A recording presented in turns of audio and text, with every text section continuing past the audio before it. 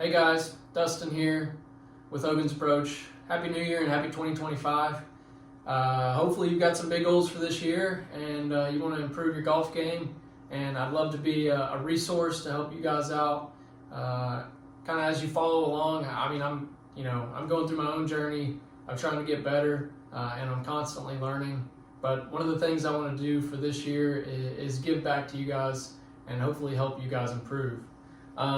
My last video, I guess we'll pick up where I left off. My last video, we talked about some of the horizontal pressures and some of those rotary forces within the golf swing. So today we're going to talk about vertical ground reaction forces in the golf swing. We'll go back to the power board.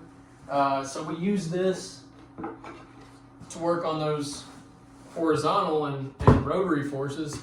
Now we're going to add in, I've got a piece of, say, 1 by 1.5 inches, kind of rectangular piece of kind of trim.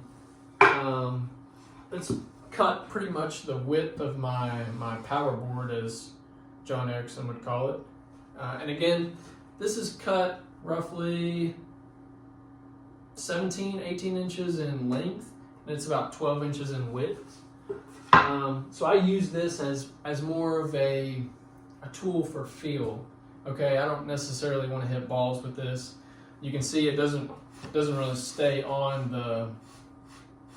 the small piece of trim very well. So as you hit balls, it'll slide around. You don't want to injure yourself or anything like that. So this is more of just a field training tool that I use. But talking about vertical ground reaction forces, let's go through what you're typically going to see on tour, okay? And I'll post a couple snippets of, let's say, Adam Scott's ground reaction forces. He's a pretty good player. And then I'm going to post another one. This will be Justin James. He's a long drive competitor, and he's got a very powerful golf swing. But it should just demonstrate, how we can optimize some of these vertical forces in the golf swing to produce consistent and powerful shots, okay? So, going into that, I'm going to make sure you guys can see me. I'm going to scoot back a little bit. Okay. So I've got my power board here. Again, kind of centered on that piece of trim. Now, what do the majority of guys on tour do, okay? In setup, okay? The majority of better players and guys on tour are going to set up with 55 to 60%, maybe even more in some cases, of weight on their lead side at address, okay? That's the modern golf swing. It's pretty standard. Like I said, majority of the guys on tour are setting up like this with more than half of their pressure on the lead side, okay? Like I said, 55 to 60%, in some cases even more, okay? As they transition, they're going to pressure shift into the trail side. That's going to start moving the club back, okay? Now, the best, well, I'm not going to necessarily say the best, but some of the longer players actually start to shift their pressure. You'll see this in Justin James' pressure shift. Shift his pressure towards the lead side at basically P3, okay? At left arm parallel in the backswing. Okay, so it's a lot sooner than you might think.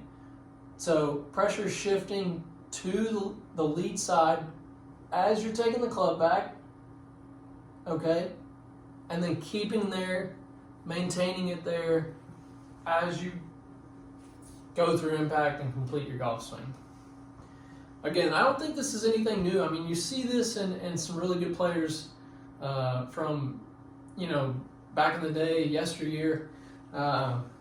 Even guys like Ben Hogan, you see him kind of start shifting that weight towards the target in the backswing before his backswing is completed, okay? So again, 55, 60% of that pressure on the lead side. We're going to transition, club's going to start moving back. By left arm parallel, we're already moving back to the target, completing the backswing. And then we come down, keep that weight there, and then finish your swing. Okay, you can see that's kind of slick, so don't use this when you're hitting balls. Okay. that's more of a feel demonstration with what we can do with our power board. Now, what are some things we can do and actually hit golf shots? Okay, drill number one is just standard step drill, okay? We're gonna start feet together, all right? We'll go up into the backswing and then kind of in transition, shift that weight, get to the lead side, finish the shot, okay? So let's try that one out. I'll go ahead and demonstrate one. And again, you're probably not gonna hit these very good, okay? We're not really worried about direction in this case. We're only training our ground reaction forces. Okay. Pressure in that lead side, 55, 60%. Gotta start, well, sorry. This one we're gonna start with our feet together.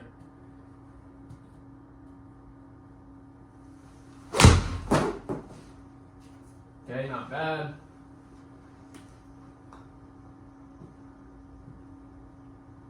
Let's do one more of those. Feet together.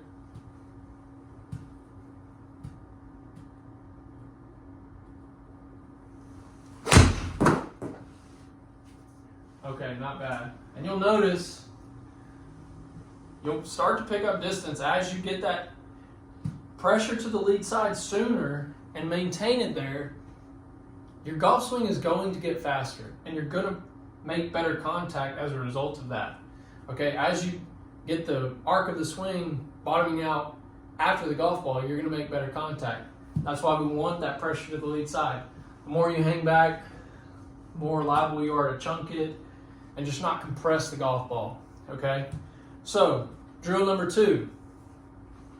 Now, if you don't like really hitting balls with your, with your feet together, then you can do what I call kind of the Matthew Wolf drill or the Jack Nicklaus drill or even Bryson DeChambeau. When they get up here to the top of their backswing, you can see that lead foot is the heel's really way off the ground. So we're just going to hit some balls like that. Feeling that heel come up, feeling this pressure into the lead side on the way down, and finish the swing, okay? So, set up normal stance, 55 to 60% of your pressure on that lead side.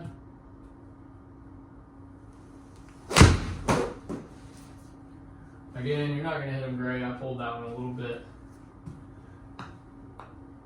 Okay, now, third drill. This is more of a Gary Player walkthrough, okay? Because even just by walking through, we're guaranteeing that we're kind of getting that pressure moving to that lead foot, all right? So let's do a Gary Player walkthrough. Again, it's kind of just going to look like this. Start off standard setup.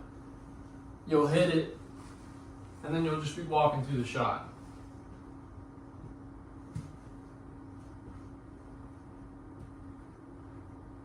All right, 55, 60% on that lead side. Not great there. You can see I even struggled. This is something that I struggle with in my golf swing. And if you guys are interested, I'll put a trace up. I have a BodiTrak. I'll put a trace up of my own swing in the comments or something, or just post a video, and you can see this is something that I'm actually actively working on right now. So let's do that again. Make sure we get a good walkthrough. 55, 60% on that lead foot at address. Better walkthrough that time. Okay, last drill that is really good for somebody that maybe doesn't have good rhythm. Maybe they're somewhat ball bound. Too much emphasis on the golf ball itself. This is more of a dance move, okay? So you're actually going to put these balls down in a diagonal, okay? I'm going to put these down in a diagonal. I'm going to move this one slightly. And it's going to be like a dance, okay? So we're going to end up, you're going to take the club bag. You'll hit the first one, then you'll step into the second one, and then you'll step into that lead side and you'll hit the next one, okay? And you can do this with as many golf balls as you're comfortable with. I'll just do 3 for the demonstration, but 55, 60% on that lead side.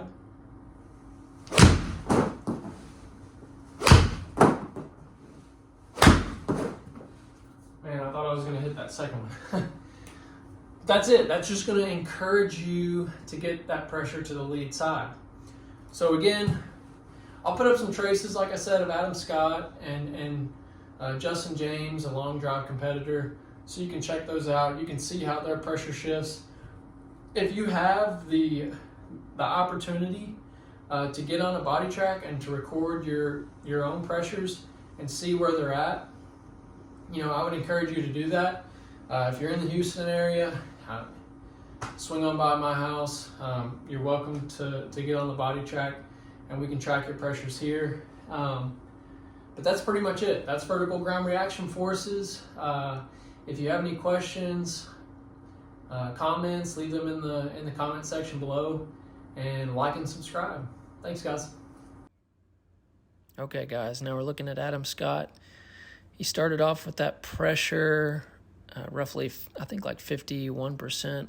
You can pause the video, 51%, I think, on his lead side. So again, favoring the lead side at address, and now he's starting his backswing. He's at P3, left arm parallel in the backswing, and he's got basically all of his pressure on his right side. Okay, he's got 91% of his pressure on his right side.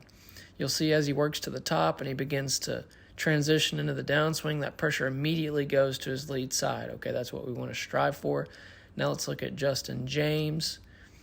Same thing. He's going to start with most of his pressure on the lead side. He's going to start going into his backswing. You'll see here the pressure actually starts to shift back towards his lead side before he completes the top of his backswing.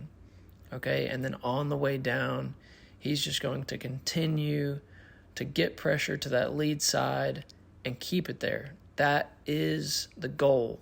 Get pressure to the lead side early and have the strength and stability to keep it there. Thanks, you guys.